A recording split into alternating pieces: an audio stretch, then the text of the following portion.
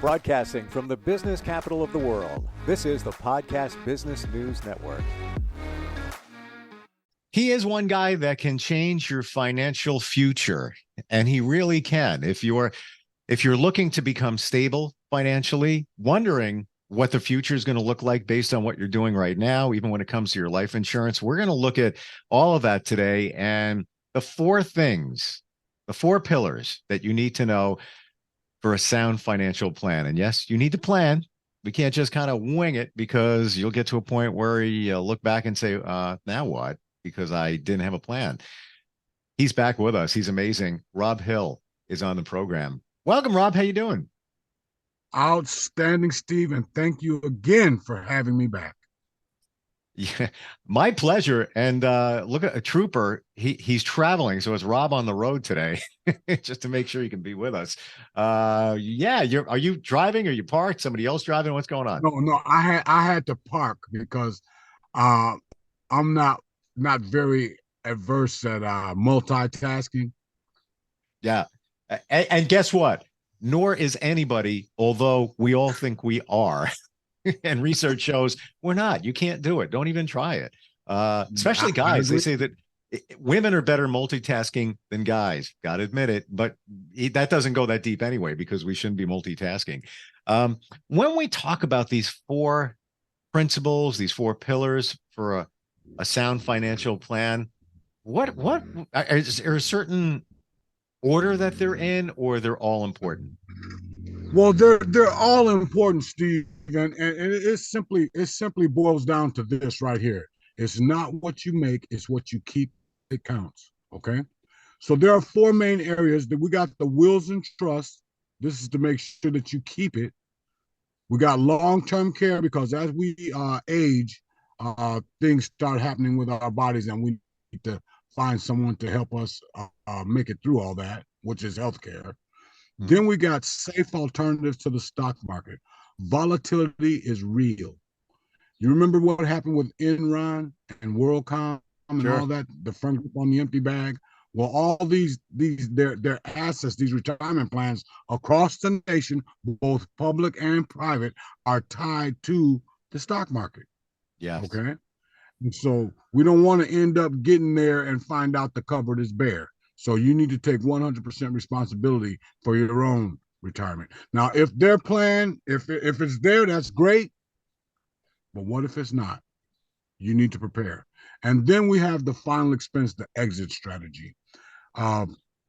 Many people don't shop for funerals. There are a few that do have their pre-need situations paid for and all that.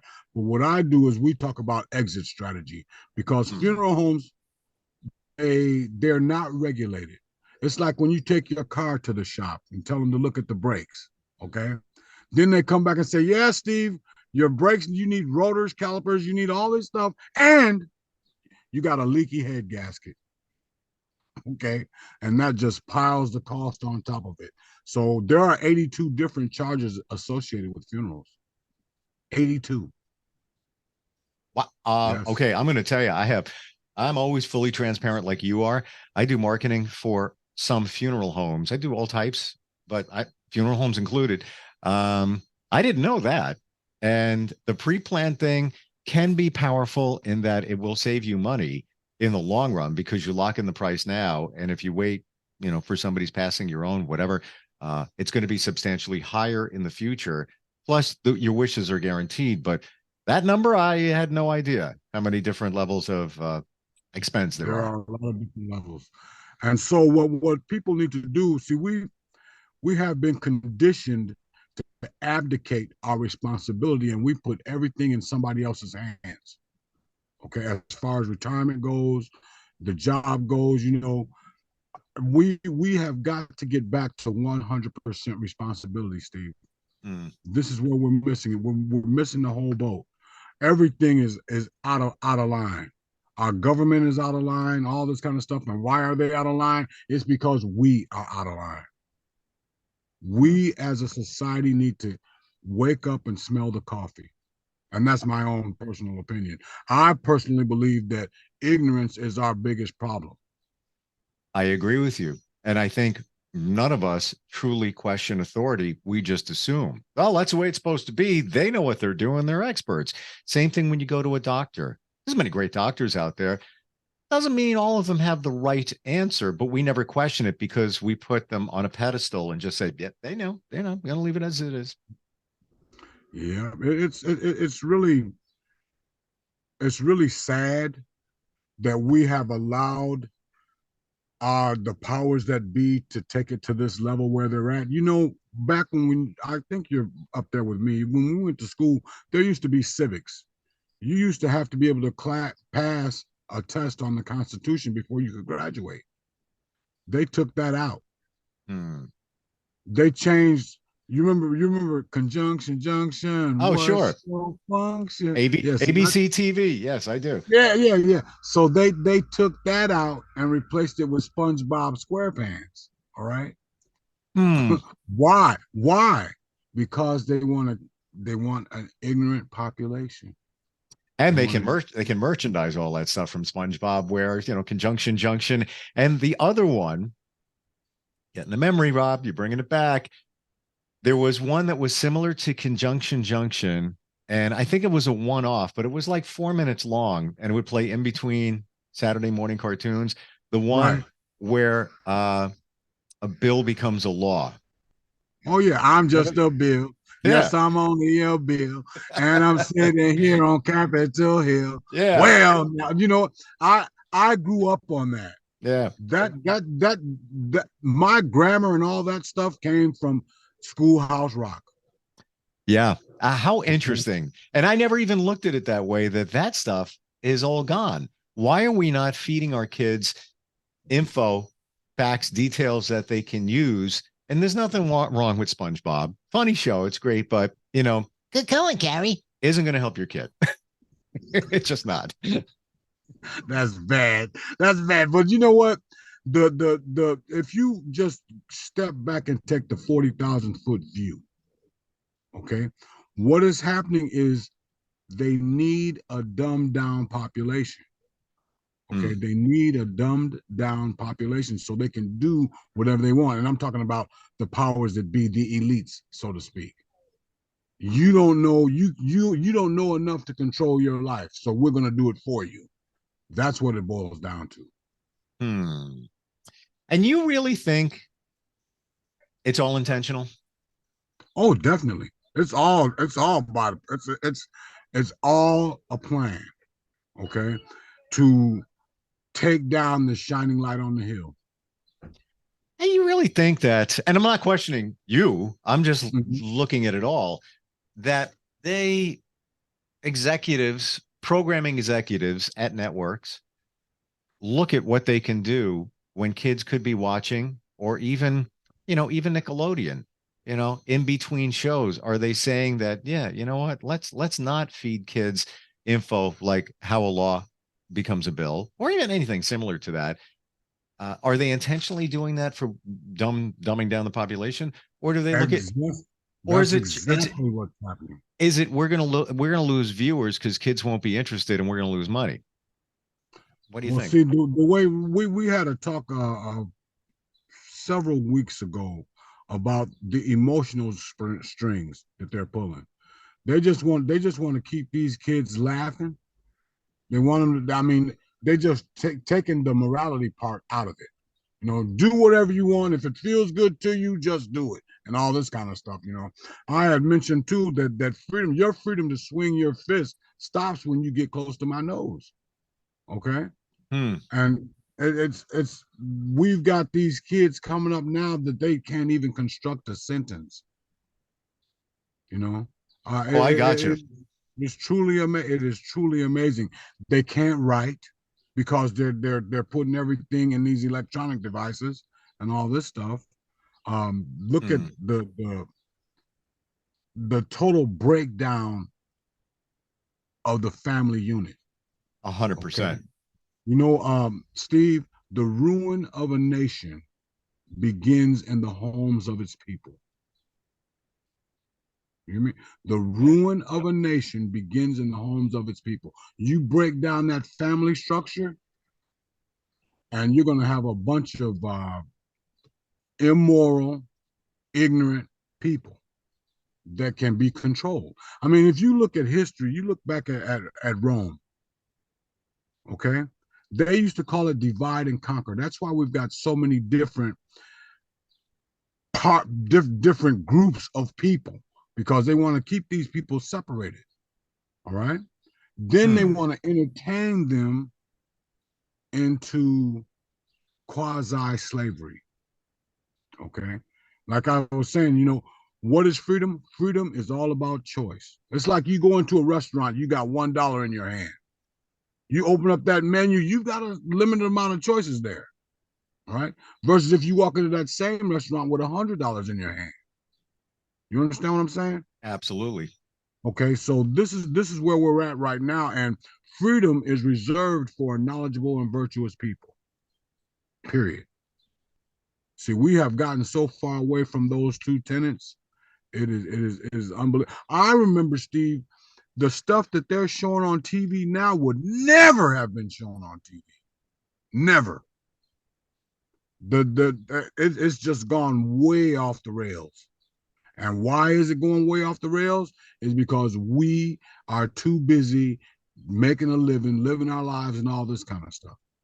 That's why. We don't question it. It just happens. And there's an evolution. And just what you're saying there, Rob, when we look at what our kids are exposed to now, as opposed to, and I'm not a prude by any means, but when you look back even 20 years, 25 years, how radically different it is now. Question, why is that okay? I'm just asking the question. Why is that okay? It's not okay. The problem is that we realize it too late. See, we need to catch this thing at the beginning, not now at the end. It's better to build a man right than to try to correct him after he's grown. Yeah. Yeah. And a lot of this is, devices, like you said. And it's great that we have this technology. It's fantastic. But unfortunately, to your point, a lot of parents are working, or they feel guilty that they didn't have what our kids have today. So you just give them more. You allow them on their devices. They get amassed in that. I have kids. I get it. And guess what? They can't write. They can't verbalize. They can't socialize. All of that. And they get to see a bunch of stuff they shouldn't be seeing. Right. Because they're too young. Yeah. They're too young to make a decision. Their choice is being taken away from them by exposing them to this. Okay. So, I mean, you get to a point, and like I was having a conversation with a person. I was advising them about their management strategy and all this. This is a warehouse, okay, and they play music in there, but the music that they're playing is pornographic. Okay, I mean it might as well be X-rated. Yeah, and it's not appropriate in this particular setting because music is the most powerful medium there is out there. Why do you think they make jingles? agreed. You remember this? 2 all beef patty, special sauce, lettuce, cheese, pickles, onions on a sesame seed bun. Now, when was the last time you saw that? You see how that stays in your memory like that? From my childhood, as did all the other stuff we're talking about. Years and years ago. You know what? You haven't heard that. I haven't heard that in so many years, but it's still there. And guess where it is? Guess where it is, Rob? In our subconscious. It's in our subconscious. It's living there. And we're just talking about a jingle for a burger. Yes. What about all the other stuff? What about the images your kids are seeing? What about even I'll sit there, I don't do this often, but sometimes I'm just chilling out and I'll look at reels on TikTok, even on Facebook. There's the same thing, and there's short videos, and the stuff I see, the women that I see, and they just keep serving it up, and it's like scroll to the next, and it's like, what? Okay. And your daughter's body image, either issues or awareness, is all that. They are perverting everything. Okay. Technology, I agree with you, it's a beautiful thing. Sure. until you add the people to it. All right. I mean, it's Okay. a beautiful thing. And then when you get those nefarious types that that just want to just do whatever they want to do, I mean, this makes it all that much the worse. Okay. Because like I mentioned before, my mother told me everything good to you ain't good for you. You know, Give me that again. Everything. everything good to you ain't good for you. Hmm. Right. Gotta I think about mean, that. yeah, well, you know what? I had thought about it too. I mean, it's fun. We're having fun. We're having fun. But at what price? Hmm. See, we pay the highest level we pay the highest price for the lowest level of living. And politics not involved in any of this. If anybody's trying to read into this conversation and, conservative, liberals, blah, blah, blah. No, that's not it. We're talking about just basic morals, I believe. And I saw an interview with a guy that was promoting or a proponent of having, I believe it was drag queens go to elementary schools and read books. Now, okay, but he's pushing. This is fine. This is okay. That's your opinion. But I ask of that individual, you're pushing that and you're okay with that, and you're creating this whole platform to allow that to happen. What about all the kids getting killed by guns? That's the number one killer Kid, of kids right now. kids are not getting killed by guns. Oh, okay. I know where you're going with that, but yes.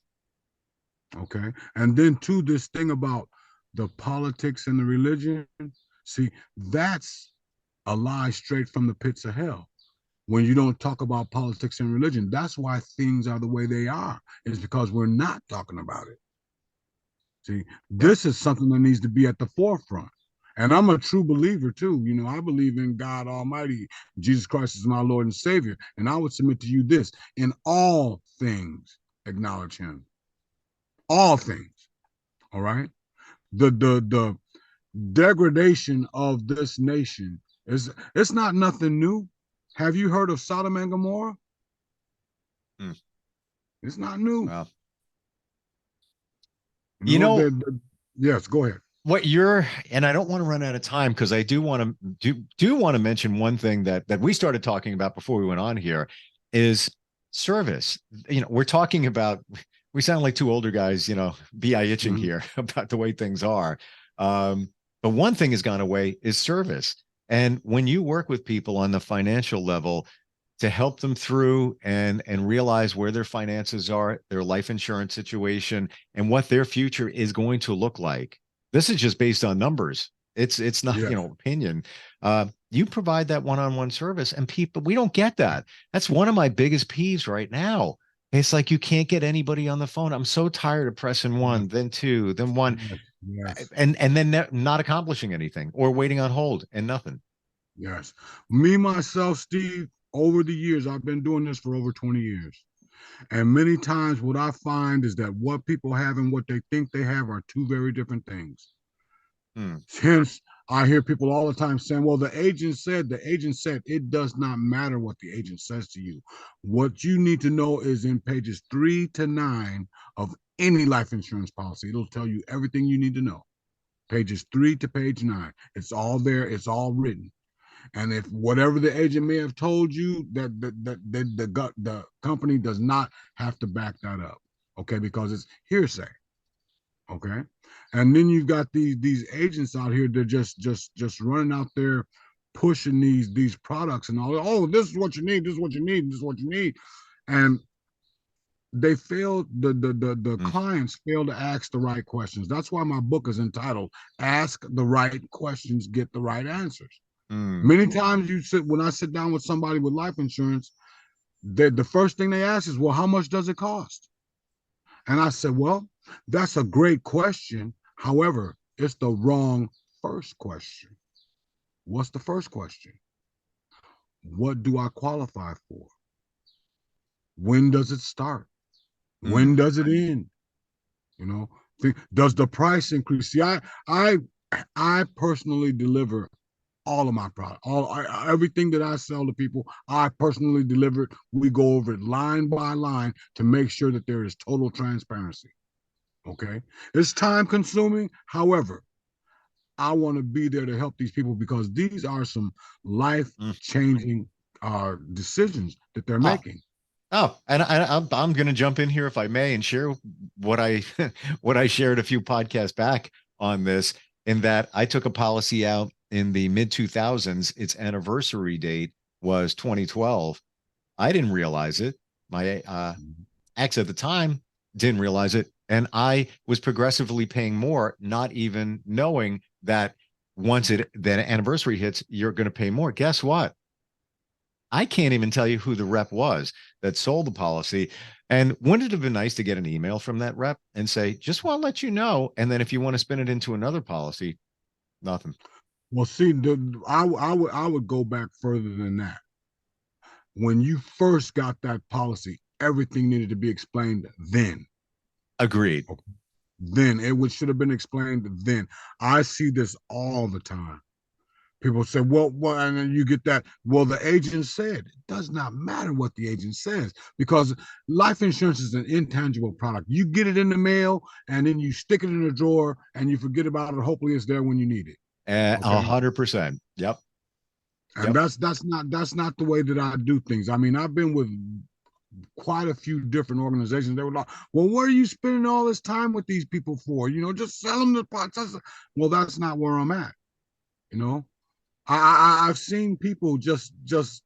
I mean, it's devastating. It is Mm. devastating. You've been paying on a policy for 20 years, and then all of a sudden you find out that you're going to have to keep that same policy in force. You're going to have to pay 10 times what you've been paying already. Yeah. Slowly going up. Oh, Yeah. yes. Yeah. And then don't have medical issues. Okay. I mean, don't get me wrong, Steve. Look, there's no Mm. good or no bad. Okay. A screwdriver is a beautiful tool until you got to turn a bolt. Yeah. Okay. True. I mean, it's a beautiful thing. And these are financial tools, and Yeah. people need to know how to implement them into their financial strategy. And Well, this is what we're missing. this is what makes you different because you're about the relationship, not about the sale. And you realize that if you let somebody know, even remind them, hey, yeah, just let you know your policy is going to start going the other way in terms of expense, you'll have them longer. And then you'll have referrals, then you'll have more connections because you're letting them know, doing the right thing, and fully disclosing everything. And it was Lee Iacocca, the big car guy from 70s. Chrysler. Yes. And I'll never forget what he said. If it's not in print, it doesn't exist. Meaning, just what you're saying. If it's not here, the agent could be telling you whatever. If it's not here, it doesn't exist. Not there. Yeah. Yeah. And I mean, they tell them they got to get that sale. They got to get that sale. Hmm. That's what it's all based on. It's all based on sales. Yeah. And I'm service oriented. Okay. I mean, Steve, I've been in situations where I walked into a house and the guy had two identical policies. The only difference was he was paying one for the one than he was for the other one. Why is that? Because they went back and wrote him the same policy again a year later. Wow. When what they should have did was just sit him down right there and do everything the first time Wow. instead of keep on coming back. I mean, insurance companies are in business to make money. They provide a valuable service, and it is a beautiful thing until you add the people. Okay, you add the people Yeah. in there. I Yeah. mean, you got these starving insurance agents running around here, man, just ripping people off. And then you look at this. I'm going to submit this to you, Steve. Half the truth is a total lie. Okay, half the truth is a total lie. What's my price? $9.95. Right. This is a final expense plan. This is for your final expenses. They're just life insurance policies. Okay.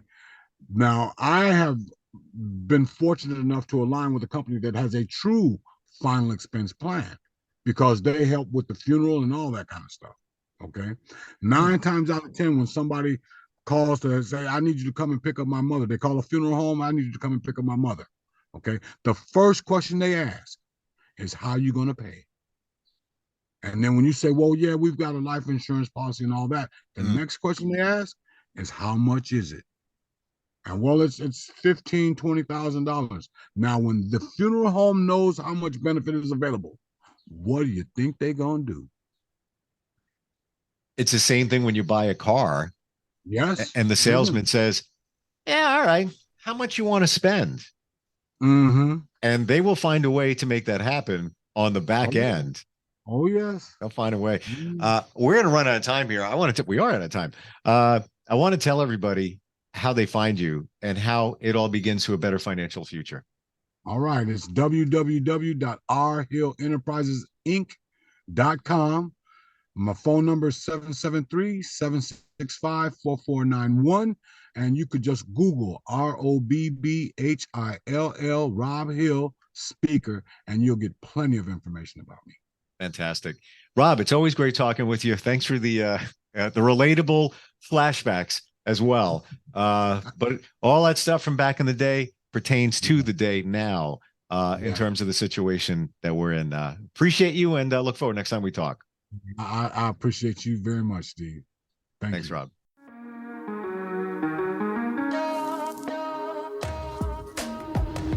Broadcasting from the business capital of the world, this is the Podcast Business News Network.